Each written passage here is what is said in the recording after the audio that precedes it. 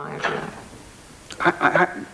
Well, my very first one, I was kind of dragged on the coattails of Frank Muir, who was a smashing performer. I was always very sort of screwed up and an introvert. But I tell you what it was. We were writing a radio series called Take It From Here, and we used to get quite a lot of publicity in the newspapers. And it was only because Frank's 6'6" and I'm 6'3", and we were both very slim then. So they could get both our photographs in one column, you see. So we were kind of economical for the papers to use. And a variety producer, Alexander Palace, rang up and said, would you come and do a comedy spot? He, for some reason, thought we were crosstalk comedians. Well, we said okay, because we never turned down anything in those days. We'd do anything.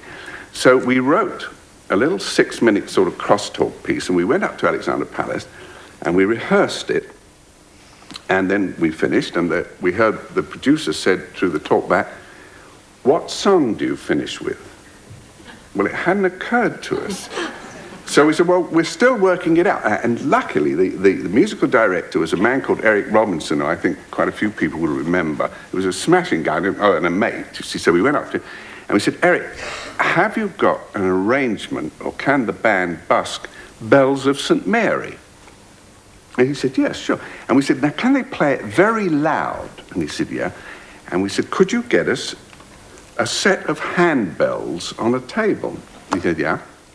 So what happened was when it came to the show, we did our 6-minute comedy. Then, ladies and gentlemen, we would now like to play you the Bells of St. Mary on our handbells. And the band played dum, ding, dum, dum, dum, and we picked up any bell that came to hand. And we went right there, just picking them up in rhythm. Not a soul spotted it. So that's how I started. It went downhill after that.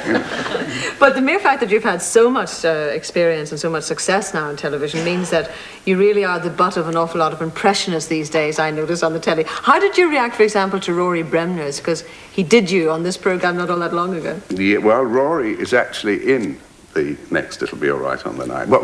How it happens, I heard him do it. Have you ever had an impression done of it? Yes, I have. Yeah? It's very daunting, really. Very daunting, and you think, yeah, it's a bit like it, but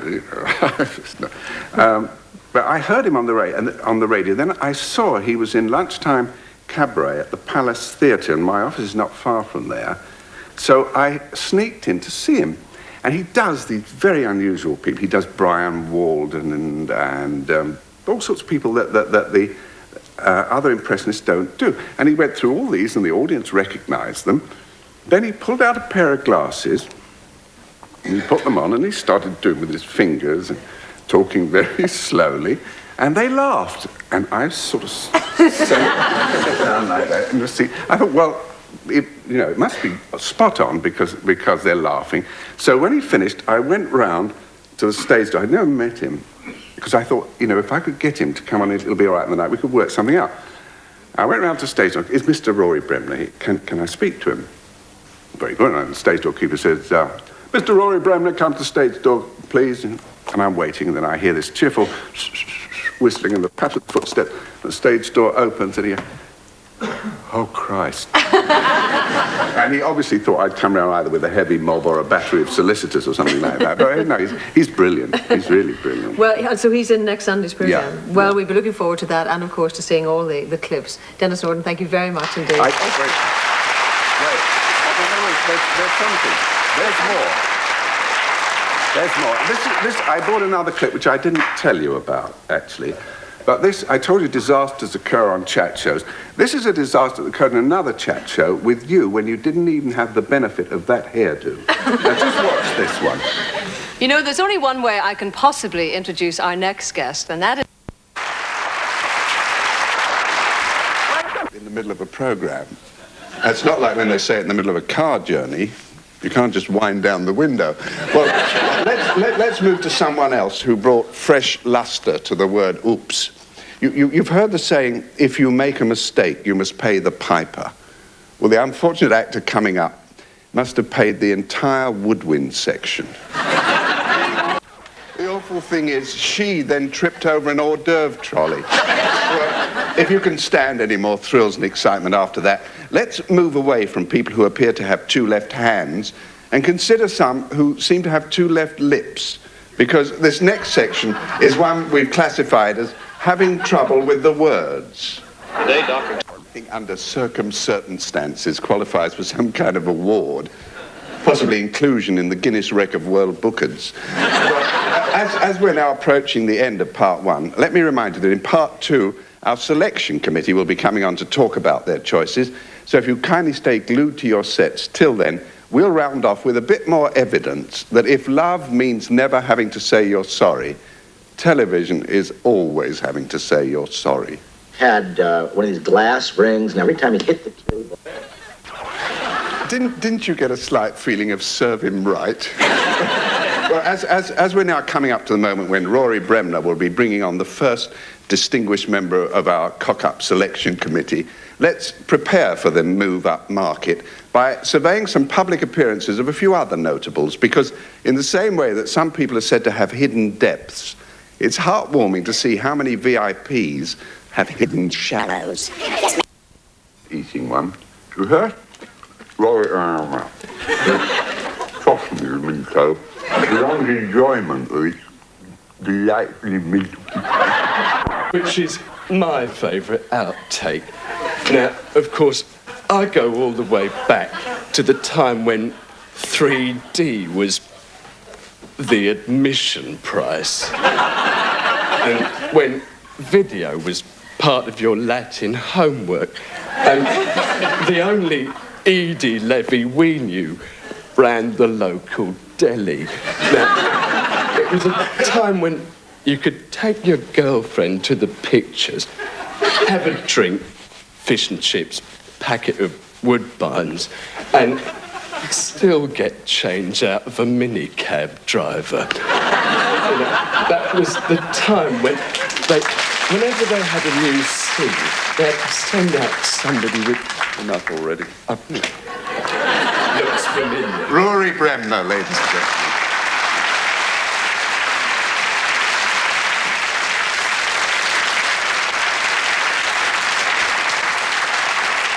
Yeah.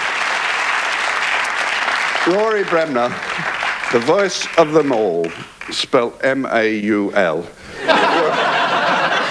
Don't you think he made me sound a bit quick fire? But he was absolutely right about people continually asking me what my favourite outtake is, and up till now, I've always replied that I haven't got a favourite one. But now, before the advent of the adverts that'll take us to part three, let me reveal that I have got a favourite outtake. It's the first one. Well, it's a phenomenon that's known in the trade as the poltergeist effect. You point a TV camera at any kind of inanimate object, and it immediately starts behaving as though it's been taken over by an alien life form. Now, that's particularly true, as you'll notice in this next survey, of all objects that contain moving parts. Because television is a world where constants aren't and variables don't, the most dangerous attitude for anybody to adopt in front of a camera is an air of negligent confidence, because, as you'll now see confirmed, nothing is more likely to send fate into its spin cycle. The battered world of Colin Baker. At least it wasn't raining that time, though a TV communicator doesn't have to be outdoors to be humiliated, in the same way that someone recently revealed that 80% of all accidents happen inside the home. I forget who revealed it. Could have been the Family Planning Association. But similarly, as we can now illustrate, most of the television moments that get declared officially naff take place inside the studio. As we've only got one more major new clip to go, I don't want to get to it without expressing our customary gratitude to all the performers and celebrities who so sportingly allowed us to display them exhibiting various degrees of copelessness. Thanks also to all the people Rory Bremner brought along, except one. And as usual, I do that, don't I? As usual, a word of regret for the outtakes that we weren't able to get our hands on, which this time included a weird moment in Call My Bluff when a heat-crazed pink butterfly tried to make love to Frank Muir's bow tie. And an unfortunate scene in General Hospital when a junior doctor asked the nurse to hand him a hypodermic nurdle. And that extraordinary episode of Dynasty where Blake Carrington's hair stayed the same colour all the way through. So to our final exhibit, which shows what happened when a producer and a director in America hit on a really cute idea for a station promo. How about writing WTVZ Channel 33 on a card, then getting a small white bird of the cockatoo family to hold it in its beak?